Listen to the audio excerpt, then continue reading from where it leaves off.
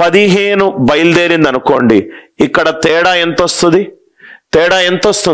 10 వస్తుంది. అంటే 15 divisions travel చేస్తే నాకు 10 వస్తుంది.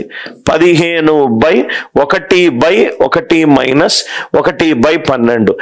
నాకు మొత్తము తేడా 25 ఉంది, కానీ నాకు కావాల్సింది 10. అంటే ఇది 15 బయలుదేరింది. ఇది వెనకాల ఉండొచ్చు, ఇది ముందు ఉండొచ్చు.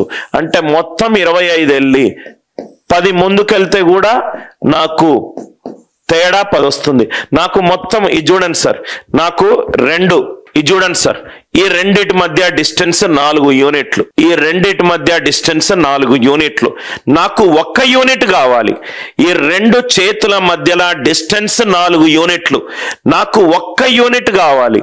అంటే ఇది 3 వెళ్ళింది అనుకోండి, ఈ గ్యాప్ ఎంత? 1 యూనిట్.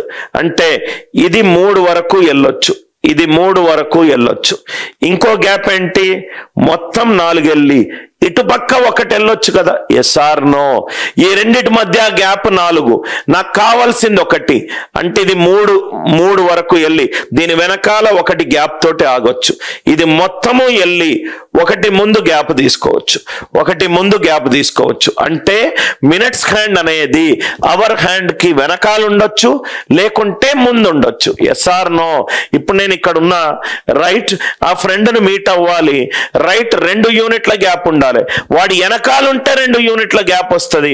వాడిని టచ్ చేసి ఇంకా ముందుకు పోతే 2 యూనిట్ల గ్యాప్ వస్తుంది. మినిట్స్ హ్యాండ్ అనేది అవర్ హ్యాండ్ కి వెనకాల ఉండొచ్చు, ముందు ఉండొచ్చు. కాబట్టి డైరెక్ట్ ఆన్సర్ ఎంత అంటే, నాకు యాక్చువల్ గా 12 నుంచి 5 25 డివిజన్స్ ఉన్నది, కానీ నాకు కావాల్సింది ఎంత? 10 డివిజన్లు. నేను వెనకాలైనా ఉండొచ్చు, ముందైనా ఉండొచ్చు. ఇంటూ 12/11.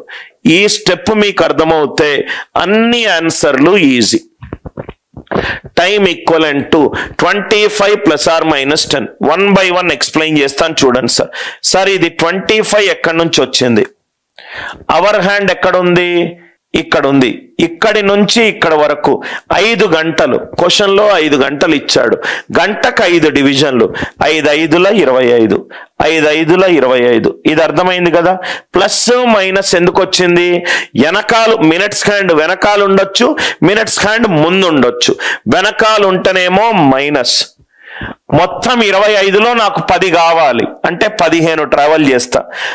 25 + 10 ఎంత? రైట్, మీట్ అయ్యి ముందుకెళ్తాను. ప్లస్ ఆర్ మైనస్ ఎందుకు? మినిట్స్ హ్యాండ్ వెనకాల ఉండొచ్చు, మినిట్స్ హ్యాండ్ ముందు ఉండొచ్చు.